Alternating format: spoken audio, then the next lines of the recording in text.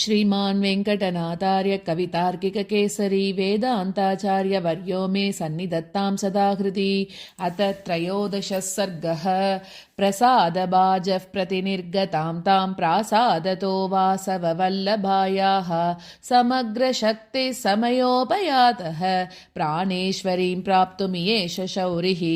तामद्भुतां सिद्धिमिवाद्भुतानां सौभाग्यविद्यामिव सद्गुणानां सत्तामनन्यामिव सद्गणानां यथा श्रुतं प्रेक्षत यादवेन्द्रः।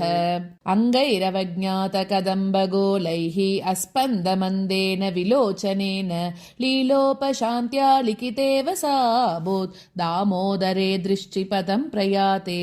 पद्माकराणां परिषन्निवेशे पर्याप्तचन्द्रायुतकान्तिपूरे अनन्यलभ्यां लभते स्म तृप्तिं तस्या मुखे दृष्टिरतीव शौरेः। वाचस्पतित्वं च वनस्पतीनां दिव्येतरेषां च दिवस्पतित्वं दातुं क्षमाया दयिते तदानीम् आज्ञापको नूनमभूदनङ्गः। तस्मिन् त्वदीयामिव वैजयन्तीं सा च प्रिये साचि विशेषरम्यां कटाक्षमालां निबबन्ध कृष्णे कामादिके कौतुकमेधुराक्षी। अलक्ष्य भेदत्रिविधाम्बुजाभैः आलक्ष्य शृङ्गारगुणानुबन्धैः स्वयंवरस्रग्भिरभावितस्याः कालोदिते कंसरिपौ कटाक्षैः। तवै जयन्त्यादिविभावशाली निर्व्याज निष्पन्न निजानुभावः शृङ्गारवीराद्भुतचित्रितात्मा रम्यस्तया निर्विविशेरसोऽन्यः। आकेकराणामनगस्तदानीम् एकक्षणं लक्ष्यमभूद्बहूनां तस्या स्थिरानन्दपरिप्लुतानाम् अर्थस्पृशामर्धविलोकितानाम् तस्याश्चिराकाङ्क्षितलाभधन्यैः अपत्रपामन्तरितैरपाङ्गैः बबार भूयो बहुमानपूर्वं बाल्ये धृतां बर्हि कलापभूषां सन्तानसौभाग्यगणेन यूनासिक्ता सुदासारणिभैरपाङ्गैः उद्भिन्न रोमाञ्च तदिर्बभासे कान्तप्ररोहा कलमस्थलीव स्वकान्तिसाम्यादिव जातसङ्गैः शौरिस्तदा स्वागतसूक्तिगर्भैः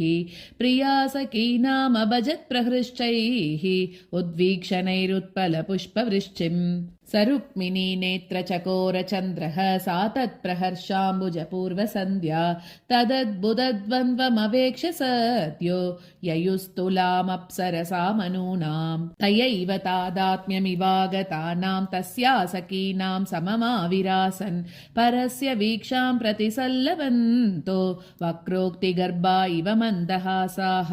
कौस्तुभाभ्यर्ननिवेशयोग्यं कन्यामयं कामपयोधिरत्नं परीतमारात् प्रतिहारपालैः पश्यन् क्षणं पान्तैवावतस्ते तं माल्यभूषा परिकर्मिताङ्गं दारातटिद्वन्तमिवाम्बुवाहं समीक्ष्य बाला तदनन्यदृष्टि चर्यामवालम्बत चातकानां तलोदरीं तालपलस्तनीं तां ताम्रादरां चारुणवोत्पलाक्षीं किं नाम भावीति विभावयन्तीं कृष्णस्तदा किञ्चिदिवाससाद। दुर्दर्शमद्यां द्विरदेन्द्रयातां व्यूहक्रमव्यक्तविचित्रगात्रीं परैरभेद्यां प्रतिजग्मुषीं तां कान्तात्मिकां कामचमूं समेने सचन्द्रिकां चन्द्रैवाभियातः चन्द्राननां यादववंशचन्द्रः निर्वेशनीयः सविवेशमासीत् नेदीयसां नेत्रचकोरबृन्दैः। अहं त्वया दूतमुखेन दूरात् साध्व्या समाहूत इहोपयातः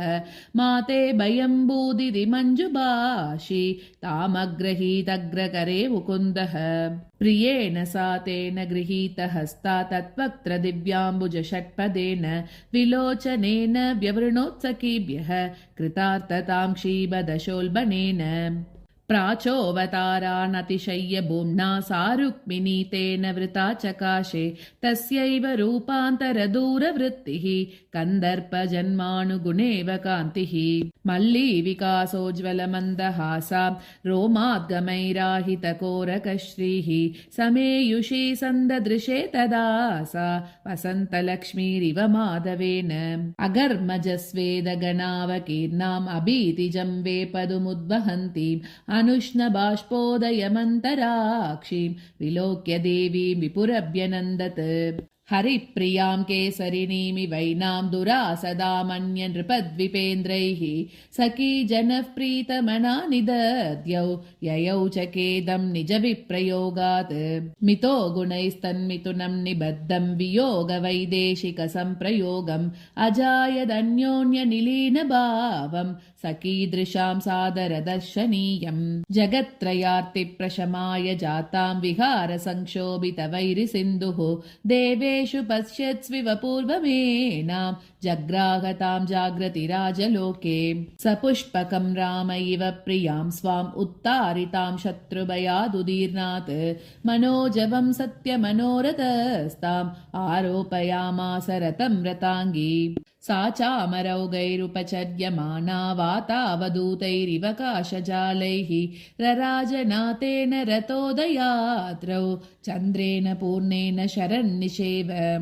परस्परप्राप्तगुणेन भासा बर्हावृतं व्योम विभावयन्तौ विरेजतुस्तुङ्गरताश्रयौ तौ विद्युत्पयोतौ इव मन्दरस्थौ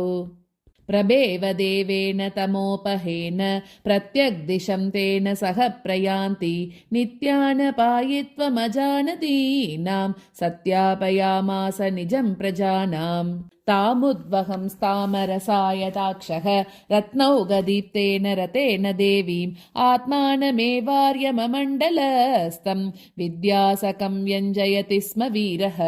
अतीतदर्शामिव चन्द्रलेखां शान्तोपरोदामिव शारदीं द्याम् अमंस्तनिर्विघ्नफलामिवेच्छां शोकत्यजं शूरकुलेश्वरस्ताम् समेत्य सिंहीमिव तामनन्यां यानोद्यतं यादव पञ्चवक्त्रम् आगुष्य गोमायुरिवामिषार्ति चैद्यः कृदा दीप्तमुकोऽन्वदावत् रुक्मी चतुर्णं प्रतिपन्नरोषः पुरो भवन् भूमिभृतां सखीनां पराभवस्य प्रतिकारमेच्छन् जग्राह पार्मिष्ण जगदैकनेतुः जिगांसिते भ्रातरिजातकेदैः कान्ताभिलापै कतकैरिवाम्बः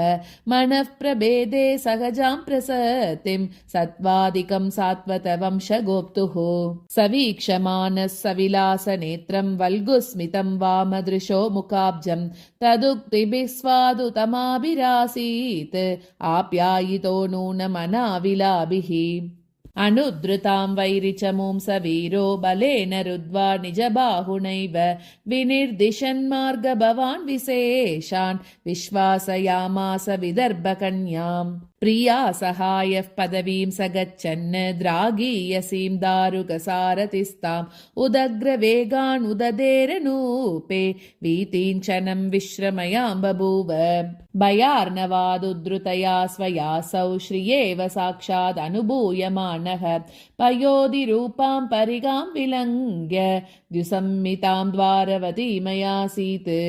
परिष्कृतां काञ्चनतोरणैस्तां वल्गुध्वजां वन्दनदामचित्रां रामासहायः प्रसमीक्ष रेमे रम्यप्रसूनाञ्चितराजवीदिम् महीयसां मङ्गलदुन्दुबीनां नादैरवज्ञातपयोधिशब्दा श्रुतोत्सवानां विदधे पुरी सा स्वर्गौकसां श्रोत्रसुधामपूर्वाम् प्रत्येयुषां कंसरिपुर्यदूनां देवद्रुमाणामिव जङ्गमानाम् अनर्गरत्नाभरणप्रदानान् आदत्त दिव्यान् उपदाविशेषान् तस्मिन् महानीलमणिप्रकाशे तां रुक्मिणीमाहितरुक्मकान्तिम् पुराङ्गणाः प्रेक्षितुमीहमानाः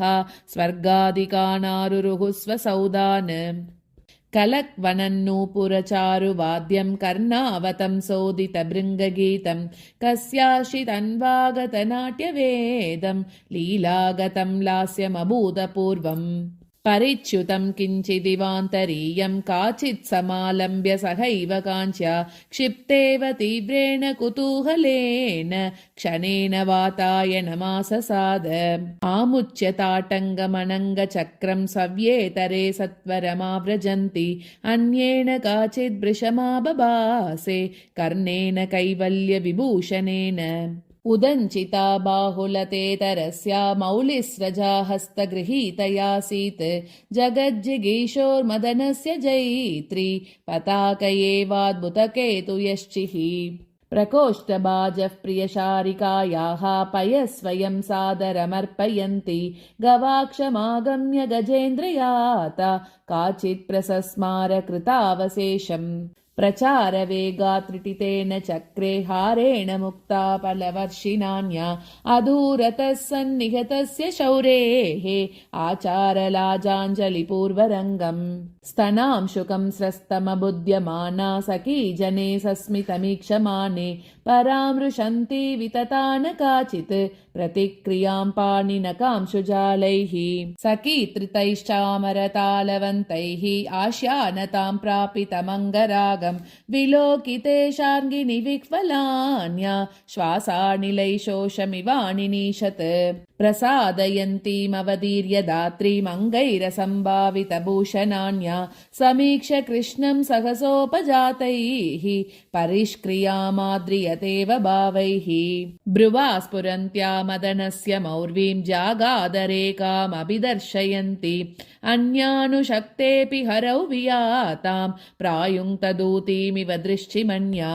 समेयुषीमप्रतिमेन यूना तां रुक्मिणीं वीक्ष्य विलीनभावा भाग्यं किमस्या इति भावयन्ति तदात्मतां नूनमलिप्सतान्या तदीक्षणे भर्तुरिव स्मरन्त्या कन्या दशां कामवशाद् भजन्त्या स्वयंवरार्हे स्वयमेव तस्मिन् कयाचिदादायि कटाक्षमाला कक्ष्या निबन्धश्यवने सलीलं स्तनाहितस्वस्तिकबाहुबन्धा जगत्पतौ पश्यति जातभीषा प्रायस्तदालिङ्गनमभ्यनैषीत्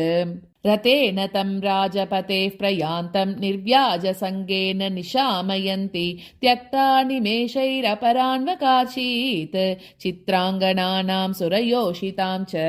समीक्षितस्यापि सहत्वसङ्गात् दुष्प्रापलोभादपि दूयमानां गलद्भिरन्यावलयप्रसूनैः अभ्यर्चनामातनुतेव शौरेः समानकान्त्या प्रियया समेते दृश्चे जगद्दातरिजातरागा प्रणामयोग्येयमितीव मत्वा प्राप्तं पदं मे कलया परस्याः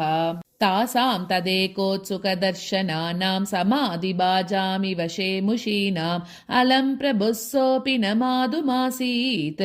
अपारहर्षादनगामवस्थाम् अवारुणी सम्भव सौरभैस्तैः अनन्यसाध्यादरबिम्बरागैः निरञ्जनोपस्थितनेत्रशोभैः सपिप्रिये पौरवधूमुखाब्जैः सपौरकन्याकरविप्रकीर्णान् प्रायः प्रतीच उपचारलाजान् अचीचरत्स्यन्दनमब्जनेत्रः सव्यापसव्येन गतेन वीदिम् कह्लारपद्मोत्पलकान्तिचोरैः कटाक्षनैः पौरवधूजनानां मुग्धेन्दुहासो मुमुदे मुकुन्दः पश्यन् प्रियां प्रापितपुष्पवृष्टिम् कृष्णस्य तां स्कन्दमुपग्नयन्तीं सुरद्रुमस्येव सुवर्णवल्लीम् अवेक्ष्य नूनं चतुरः पुमर्तान् अनन्यलभ्यामलबन्तपौराः वक्त्रैः सुधासोदरकान्तिपूरैः कस्तूरिकापत्रकलङ्कदृश्यैः अलक्ष्य देहा विदधुर्मृगाक्ष्यः प्रत्युक्तपूर्णेन्दुशताङ्गवाक्षान् शुचिस्मिता शौदतलान्तरस्ताः पद्मे क्षणं प्रेक्ष्य परिस्फुरन्त्यः शरत्पयोदोदरसंश्रितानां क्षणद्युतीनां द्युतिमन्वविन्दन् अपाङ्गजालैरसितोत्पलापैः कृष्णात्मकं भावमिवोद्वमन्त्यः विते निरे राजपते मृगाक्ष्यः तदा धृताम्बर्हवितानशोभाम् हरेरभिज्ञामनुपादिरम्यां विलोचनैर्वीतनिमेषविघ्नैः आस्वादयन्त्यः सुदृशस्तदानीम् अयत्ननिष्पीतसुधा इवासन् अम्बोरुहानामवलेपसीमां कर्णोत्पलानामपि कान्तिकक्ष्यां विलङ्घयन्तः सुदृशां कटाक्षा विलिल्गिरे कृष्णमवाप्य लक्ष्यम् तमात्मवन्तं परविद्य एव पराक्रमं तत्पर एव लक्ष्म्या तमेव देवं दययेव जोष्टं सम्मेनिरे तत्त्वविदः स भार्याम् तां प्राप्य चित्रामिव तारकेशः स्तव्यैस्तु नो वन्दिगणैरभौमैः विवेश धाम स्वमुदीर्णधाम वैवाहिकीं सम्पदमाप्तुमिच्छन् विहारयोगेन विभज्य युक्तं मितोऽनुरूपं मिथुनं तदाद्यम् उपाचरन् व्योमचरायतार्हं सम्प्रीणिनैरुत्सवसंविधानैः सदाभिगम्यैरभिगम्यमानं विश्रानने वैश्रवणात् प्रभूतं तं शङ्खपद्मप्रमुखा महान्तः शिशे विरेशेव दयः समेताः अकृत्स्न संवेदिनि जीवलोके सङ्ग्राहयन् धर्ममदात्मवृत्त्या प्रत्यर्चयामास मुनीनुपेतान् प्रभुः स्वयं प्रेष्य इवोपचारैः अपत्रपाविप्लुतचेतसो ये त्यक्त्वा विपक्षं तरसोपसेदुः यथाग्रसंसाद्य गिरुत्सवादौ सम्भावयामास सभासदस्तान् शुभं यवस्वामि महोत्सवेन स्वाराज्यमक्षय्यमिवाप्तवन्तः तत्तोपचारा वसुदेवदारैः पुण्याशयाः पौरजना जहर्षुः सहोदरन्यस्तबरस्तदात्मा रुक्माणि रत्नानि च रौहिनेयः अदत्त सन्तोषवशादभीक्ष्णं वाञ्छादिकं वन्दिवनीपकानाम् अनन्यभक्तैरनुभाव्य भूम्ना तत्ते क्षणो दानपतिस्त्रिधाम्ना समाहितैः सम्मतमुद्धवाद्यैः पुरोदसां पूजनमाचचार आहन्यमानादृतहेमकोणैः गन्धर्वमुख्यैरिव गाढविद्यैः जातानुनादा जगतां त्रयाणां दोषच्चिदोदुन्दुभयः प्रणेदुः विभावितं शिक्षितनाट्यवेदैः उद्वाहसङ्गीतमुदारक्लृप्तं प्रसादनं दृष्टिमनश्रुतीनाम् अदिव्यमास्कन्दितदिव्यमासीत् लावण्यपूरं ललिताङ्गयश्चेः कात्स्नेन निर्वेष्टुमपारयन्त्यः अङ्गानि वद्वा कुलवृद्धनार्यः प्रसादनैरन्तरयां बभूवुः प्रयुज्यमानानि तयोर्यथार्हं मङ्गल्यमाल्याभरणाक्षतानि प्रायेण लोकाप्युदयं प्रदातुं तत्सङ्गमातादृशताम् अकाङ्क्षन्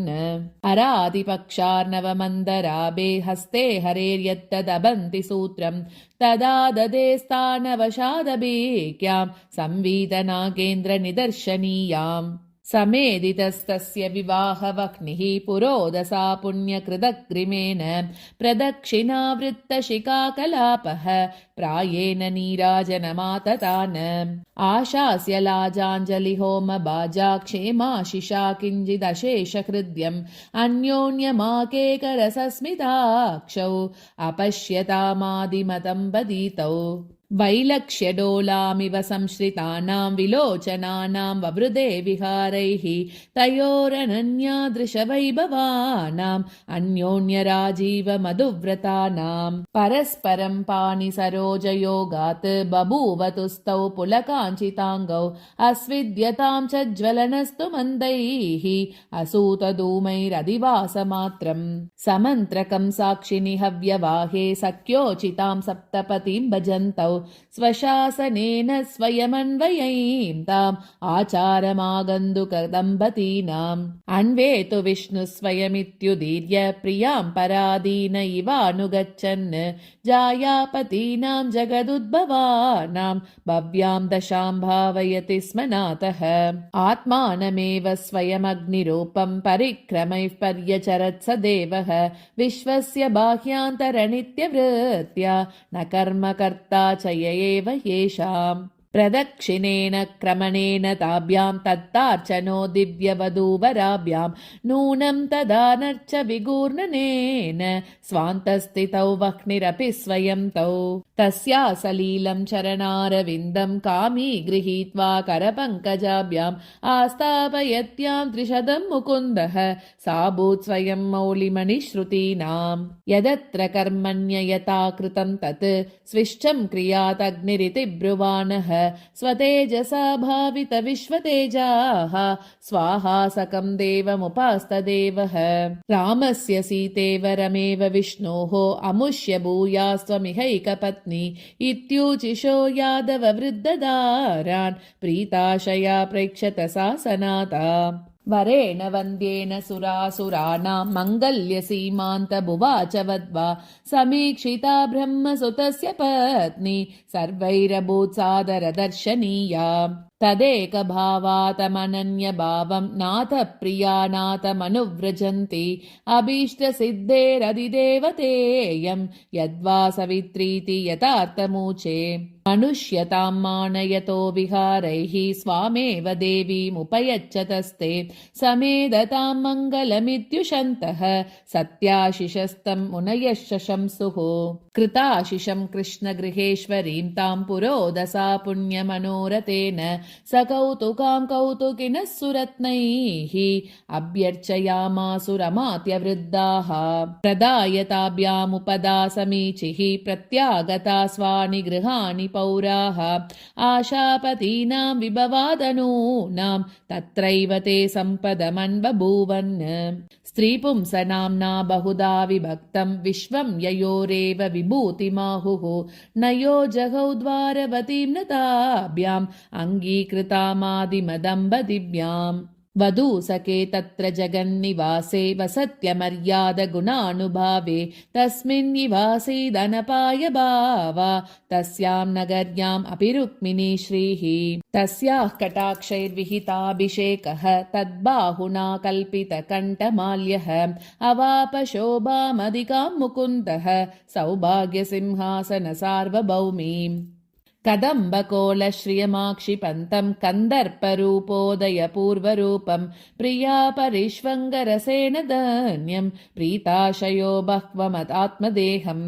तां प्राप्य कृष्णः प्रभुतामिव स्वां मनः प्रसूतेरिव मन्त्रसिद्धिम् आसीद भीतैः सहसाभिगम्यो मित्रैरमित्रैरपि सापराधैः श्रीवत्स संस्थानजुषा प्रकृत्या स्थानेन चिह्नेन च लक्षणीयौ दृष्टौ अभीष्टं भजतां ददाते जगत्पति त्वौ इह दम्पती द्वौ न ते मनुष्या न च देवतास्ते प्रायेण तावेव तथा भवन्तौ यैरेवमन्योन्यविभूषितं तत् द्वन्द्वादिकं द्वन्द्वमवैक्षिदन्यैः अथ समुदितहर्षैरादृतो मन्त्रिवृद्धैः सुरपतिदयिताभिः स्तूयमानापदानः रुचिमिव निरपायां रुक्मिणीं प्राप्य हृष्यन् यदुपतिरधिचक्रे यायजूकाधिकारम् सुभगमुपलबिम्बे शातकुम्भेऽपि रत्नं कणतिविपिनभागे कालकण्ठेऽपि गङ्गा वशिकनृपगृहे सा वासुदेवेऽप्यदीव्यत् न हि भवति विशेष क्वापि नित्योन्नतानाम् इति श्रीकवितार्किकसिंहस्य सर्वतन्त्रस्वतन्त्रस्य श्रीमद्वेङ्कटनाथस्य वेदान्ताचार्यस्य कृतिषु यादवाभ्युदये महाकाव्ये रुक्मिणीपरिणयो नाम 13 सर्गः।